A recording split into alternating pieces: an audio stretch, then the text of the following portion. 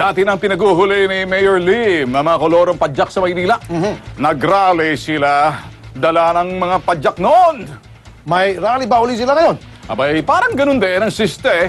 Ito'y sa Taft Avenue. Isang commuter ang lumapit sa Metro Action. Sumbong niya. Ang mga nakahambalang na padyak sa main road ng Taft Avenue. Nasa tindi ng perwisyong dulot sa daan, binansagang Taft Cycle. Mga hari ng daan yung mga nagpapadyak dyan sa may Taft. Karamihan sa kanila mga kolorom. Dayo pa galing Pasay. Para kumpirmahin ang kanyang sumbong, agad kaming umikot sa target area. Pagmasda ng mga padyak prente-prente sa kalsada. Dahil sa kanilang paghahari-harian, traffic ang idinudulot.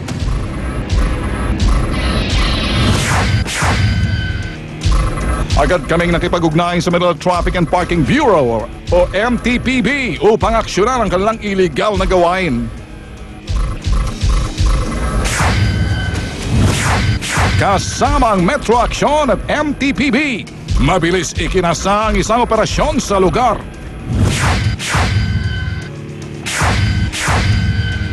Nasa kote mga kulokoy sa daan. Timbog kayo ngayon sa batas at markado na kayo sa Videolante. Doon sa nahuli natin sa may P.O. Campo, i-impound natin sila rito ng 1 linggo. Tapos tutubusin nila ito ng 300 sa pedicab. Ngayon yung nakuha naman natin doon sa TM Calao, na huli ng mga pulis, pag pedicab, bayad din sila ng 300, pero 1 day impound lang ito. At yung tricycle, 500 yung tubos. Lahat ng walang permit, kailangan ikuha nila ito ng permit.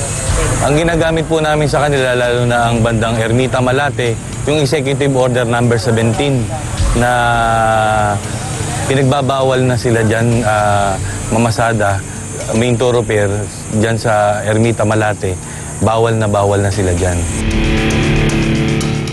Kung meron kayong makitang katiwalian, maling sistema o mga problema sa mga lansangan na hindi naaksyonan, ipadala nyo lang sa aming email na videolante@gmail.com. Magmasid, makialam, maging Videolante. Dahil sa pechay, naaksaya ang buhay, Boy. Tolben.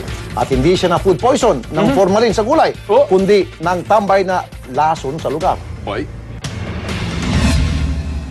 Isang tendero ng pechay ang sinaksak, patay. Bumagsak na kilalang si Romy sa tindahan ng tsinelas sa Ilaya Street sa Divisoria. Matapos ibaon sa dibdib niya ng isang sospek ang patalim. Ayon sa ilang nakita, isang lasing na lalaki ang lumapit at humingi ng pechay kay Romy. Pero tumanggi ito magbigay ng kanyang paninda, kaya siya tinaniman ng dibdib ng panaksak.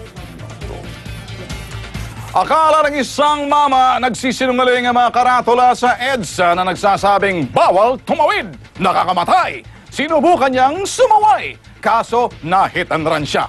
Na-aksidente umano ang di pa kilalang lalaki habang tumatawid sa Central Island sa may EDSA White Plains. Ang masama pa, ilang beses pa raw ito nasagasaan dahil madilim sa lugar. Pero isang taxi driver ang nagawang makaiwas sa biktima at nagmalasakit i-report ang insidente sa MMDA. Kung sino man ang nakabangka sa pobreng mama, makonsensya ka! Pero teka muna, Tolben, bawal na nga tumawid doon. Nakalagay, nakamamatay, huwag tumawid. Tama. Meron tayong jaywalking law Tama. na mumultahan. Oo. Ba't tapos tumawid siya? Makukulong yung driver? Hindi naman. Sinubukan niyang sumuway. Oo.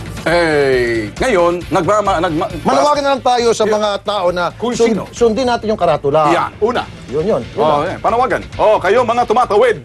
Tapos pangalawa, yung gobyerno na mag-shoulder doon sa kung ano man nangyari doon Tama sa ka. pobreng mama. May he rest in peace. Okay. Di ba? May classic example tayo, Tol, ng crime does not pay. May coaching bumuko sa motor at tumakas. Di niya alam. Nalaglag pala ang plate number niya. Naku, plakado naman ngayon. Baldado at puno ng pasa ang buong katawan ni Percival de Guzman.